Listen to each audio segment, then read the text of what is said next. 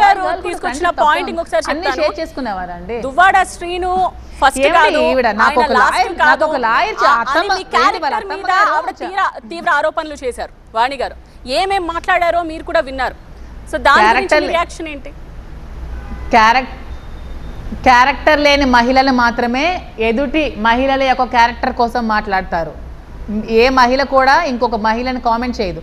నువ్వు ఊరికే ఇంకొక మహిళ కోసం మాట్లాడుతున్నావు అంటే నీకు క్యారెక్టర్ లేదని అర్థం. ఎవరైనా సరే నేను ఒక మహిళ కోసం కామెంట్ చేస్తే నాకు క్యారెక్టర్ లేదని అర్థం. నువ్వు ఇంకొక మహిళ సాటి మహిళని కూడా చూడకున్నా నీ కూతురు వయసు నాది, ఆ పాప హైందవికి నాకు ఒక 3-4 years ఏజ్ డిఫరెన్స్.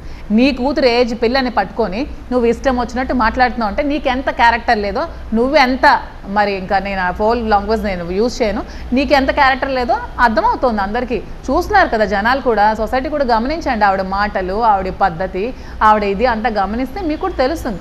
నాకు ఒకసారి ఒక లాయర్ కూడా చెప్పారండి. ఈవిడ ఒకసారి లాయర్ గారికి వాళ్ళ అత్తమ్మ చెప్పినట్టు నాకు ఆ లాయర్ నాకు ఒకసారి ఫోన్ చేసి, అమ్మ ఇలా మాధురి శ్రీను గారికి బయట సపరేట్ అయిపోయిన తర్వాత శ్రీను గారికి మీ ఇంటికి పిలిచి పార్టీ పెట్టండి, ఆ పార్టీ పెట్టాక అతనికి లివర్ కర్రీ ఇష్టం, ఆ లివర్ కర్రీ అతనికి ఇష్టం కదా నేను పంపిస్తాను, నేను పంపించానని చెప్పకుండా పెట్టండి అని అతనికి ఒక లంసంలో అమౌంట్ కూడా ఆఫర్ చేసింది. అంటే పాయిజన్ కలిపి పెట్టడానికి చాలా ప్లాన్ చేసింది. ఆ లాయర్ చాలా భయపడి ఆ విషయం మాకు చెప్పారు. సార్ ఇలా మీరు ఇలా చేయమని మాకు చెప్పారు సార్, నాకు చాలా భయం వేసిందని చెప్పారు. అలాంటి సిచ్యువేషన్లో ఫేస్ చేసి పాపం అతను దాని ఇంట్లో అంటే పాపం సొసైటీ కోసం భయపడే ఆవిడంటే ఇష్టం లేకపోయినా, ఆవిడ ఎంత హెరాస్మెంట్ ఇంట్లో చేస్తున్నా, ఈవెన్ చంపడానికి ట్రై చేస్తున్నా, ఓ డంబెల్స్ ఉంటే డంబుల్స్ ఇసిరేస్తుంది అంట, ఏది ఉంటే అది ఇసిరేస్తుంది. అవన్నీ చేస్తున్నా సరే పాపం ఎందుకు తెలుసా ఇన్ని సంవత్సరాలు అప్పుడే చేయొచ్చు కదా ఇప్పుడేం చేయకూడదు, ఈ 30 సంవత్సరాలు అతను ఎందుకు భరించారంటే రాజకీయంగా మనం ఒక మంచి ఉన్నతమైన స్థితిలో ఉన్నాము, ఇలాంటి స్థితిలో ఉండి మన పరువులు మనం తీసుకుంటామా రోడ్డుకెక్కి?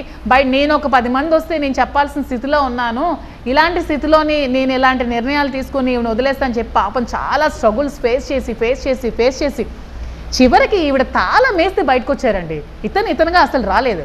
ఆవిడ లాక్ చేసి నువ్వు ఇంటికి రాకు, నీకు వస్తే నేను అందరం చంపేస్తామని కూతురుతో సహా మెసేజ్ పెడితే పాపం అప్పుడు బయట ఉన్నారు తప్పితే ఆ రోజు వరకు అతను ఎప్పుడు ఇంటి నుంచి బయటకు రాలేదండి. వీళ్ళు నెట్టేశారు ఇంటి నుంచి బయటకి, ఈ రోజు వచ్చి ట్రెస్ పాస్ చేస్తున్నారు. మరి ఆ రోజు ఎందుకు నెట్టేశారండి? నెట్టేసిన తర్వాత ఎందుకండి ఒకరోజు కూడా వెళ్ళలేదు? వాణి గారికి ఒకటే స్ట్రైట్ క్వశ్చన్ మీరు అడగండి. దువ్వాడ శ్రీనివాస్ గారికి ఈ 2 సంవత్సరాల్లో ఒక్కరోజైనా ఏమండి మీరు ఇంటికి వచ్చేయండి, మీరు ఆవిడతో మాట్లాడితే ఇప్పుడు అంటుంది కదా పరువు అని, మీరు ఆవిడతో మాట్లాడితే పరువు పోతుందండి, పిల్లలు ఉన్నారండి, సొసైటీలో బతకాలండి, మీరు మా ఇంటికి వచ్చేయండి అని చెప్పి ఒక మెసేజ్ ఏదైనా చేసిందా? ఒక ఫోన్ ఏమైనా చేసిందా? చేస్తే శ్రీను గారికి అడిగి నాకు అది పెట్టమానండి, అది పెడితే నేను ఆవిడ కాళ్ళకు మొక్కి దండం పెట్టి అమ్మ క్షమించు తల్లి అని చెప్తానండి.